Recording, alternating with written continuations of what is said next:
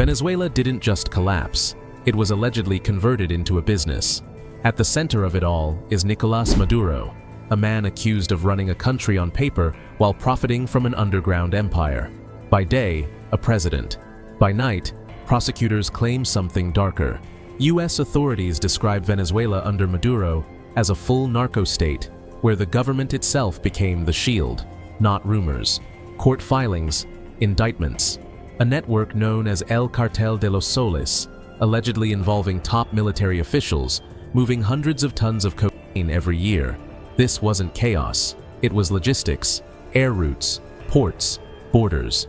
While citizens faced shortages and inflation, cocaine flowed through Venezuela toward the US and Europe, generating billions annually. Power wasn't just political, it was operational. That's the advantage of running a country. Total cover, total control. And if the allegations are true, total profit. This is how a nation became a corridor, and a presidency became protection. Like this video and subscribe to Zenith for more deep dives into power, money, and the systems built to hide both. And comment below if you support the recent kidnapping of this president. Venezuela holds the largest proven oil reserves on Earth. Yet, under Nicolás Maduro, hundreds of billions didn't rebuild the country. They vanished. Former ministers and insiders claim at least $300 billion disappeared in a single decade through currency manipulation, embezzlement, and state-backed scams that enriched a tight inner circle. By 2023, international watchdogs had traced more than $64 billion in Venezuelan corruption cases across the globe. Then, there's the narcotics pipeline. Intelligence estimates suggest 250 to 350 metric tons of cocaine moved out of Venezuela every year with state protection. Break that down. 250 tons equals 250,000 kilos. At wholesale prices of roughly $10,000, $15,000 per kilo, that's close to $4 billion annually, before street-level markups explode the total even higher. Most shipments moved in bulk to Mexican cartels, who bought cheap and captured the biggest profits once the product crossed into the US. The cocaine largely originated in Colombia, with additional supply from Peru and Bolivia. Venezuela wasn't the source, it was the corridor. This wasn't a spike, it was a system. Year after year, billions flowed out, laundered, split, and protected. Speedboats, private jets, hidden airstrips, cargo ships. US indictments allege the military provided trucks, warehouses, security, and even heavy weapons. An entire nation repurposed into a logistics network, industrial scale, global reach. So, where did the money go? That question still hangs. Days before facing international pressure, Maduro stood before cameras and claimed he wasn't a magnate. He said he lived on a modest presidential salary, about $120 a month, pocket change, according to him. The story asked the world to believe power paid nothing. The facade didn't last. In 2018, as Venezuela spiraled into hunger, Nicolás Maduro was filmed dining in Istanbul at Nusret Steakhouse. Not a quiet dinner, a spectacle. Gold leaf steaks priced at $275, theatrically served by Nusret Gökçe himself. Maduro smoked a premium cigar and called it a once-in-a-lifetime moment. At the same time, nearly 90% of Venezuelans couldn't afford 3 meals a day. Context matters. The average monthly salary in Venezuela sat around $237. One steak cost more than what most citizens earned in a month. The reaction was instant. Outrage from a population already pushed past its limit. And that dinner turned out to be only the surface. Years later, the scale became clearer. In August 2025, US authorities announced the seizure of assets tied to Maduro worth $700 million. The inventory sounded unreal. 2 private jets, a Gulfstream G550 and a Learjet 60, 9 luxury vehicles, including Rolls-Royce, Bentley, and Lamborghini models. One Rolls-Royce alone valued above $880,000. There was property too. An $18 million estate in the Dominican Republic known as Villa La Caracola. Over 3,000 square meters of living space on a 6,000 square meter lot. 9 bedrooms, 10 bathrooms, infinity pool, spa, gym, private helicopter pad. Add millions more in diamonds, emeralds, and high-end watches. The watches became a pattern. Maduro was repeatedly caught on camera wearing timepieces worth more than most Venezuelans would see in a lifetime. A Rolex day-date 40 in platinum, around $72,000, awkwardly hidden during an interview. A hublot worn at a Chavez memorial, about $43,000. Then another at $110,000. Another at $80,000. Watches ranging from $10,000 to six figures, worn by a man claiming to live on $120 a month. Even his sneakers told the story. $1,000 Loro Piana shoes. Socialism apparently came with a luxury wardrobe. And the money trail didn't stop there. U.S. Treasury investigations uncovered a wider network. A Venezuelan media tycoon, Raul Guarín, was charged with laundering $1.2 billion. Funds allegedly routed directly to Maduro's family. Another probe traced $2.3 billion in oil bribes through banks in Switzerland and Andorra.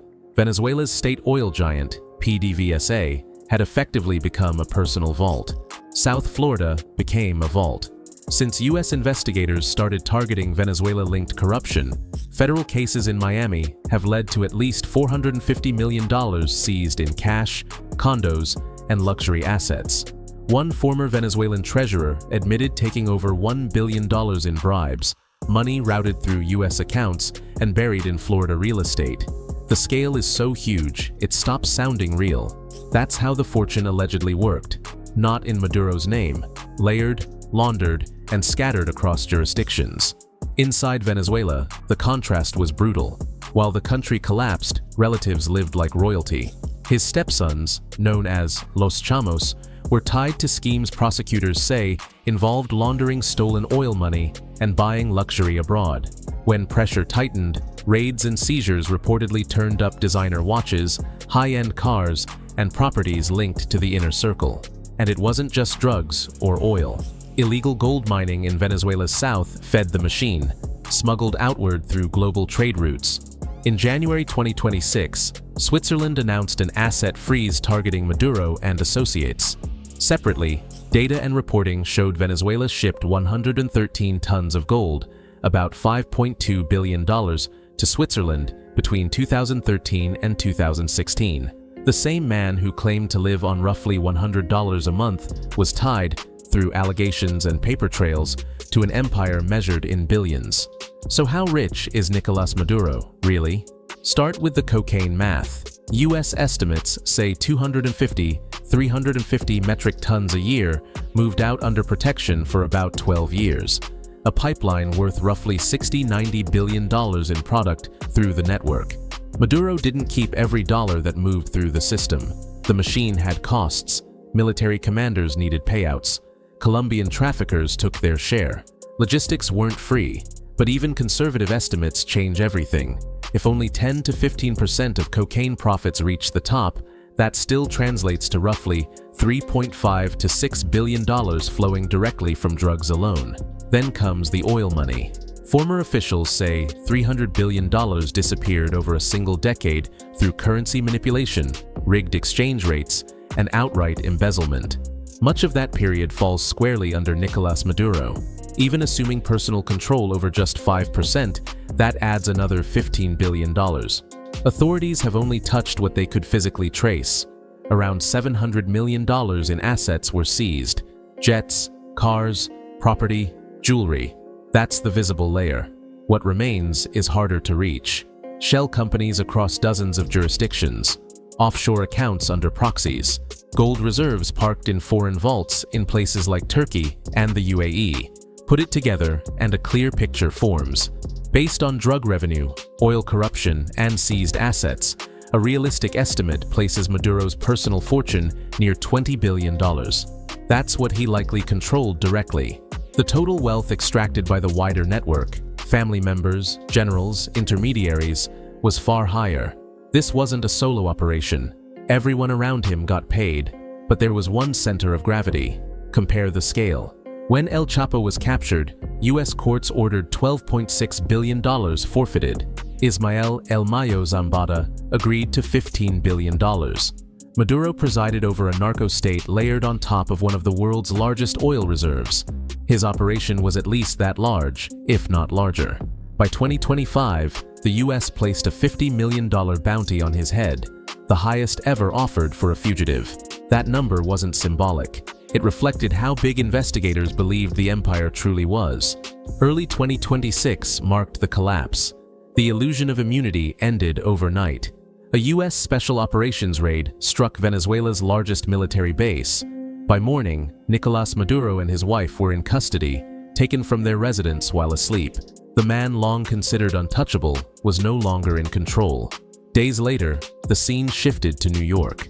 Maduro appeared in federal court facing charges tied to drug trafficking, narco-terrorism, and weapons offenses. Images circulated quickly, handcuffs on, DEA agents at his side, a brief smile and thumbs up captured by cameras as he was escorted through the system. Detention followed at Metropolitan Detention Center, Brooklyn, a facility known for holding some of the most notorious defendants in recent history. No palace, no protection, just concrete, steel, and procedure. Now in his early 60s, the timeline narrowed. A conviction would mean spending the remainder of his life inside an American prison. U.S. officials were blunt at the time of the arrest. The case would be tried on American soil, under American law, with no exceptions. For years, power insulated him. In 2026, it ran out. This story wasn't just about one man. It was about how absolute power rots everything around it. A country with the world's largest oil reserves collapsed, while billions vanished through drugs, oil, gold, and corruption. A president lived like a king while his people starved. Private jets, mansions, watches, cartels, military protection, and global laundering networks, all hidden behind speeches and slogans. And in the end, none of it mattered. Power ran out. Protection vanished. The system turned on its own creator. If this breakdown changed how you look at governments, money, and who really pays the price, like the video, subscribe to Zenith, and comment what part shocked you the most: the money, the luxury, or the ending.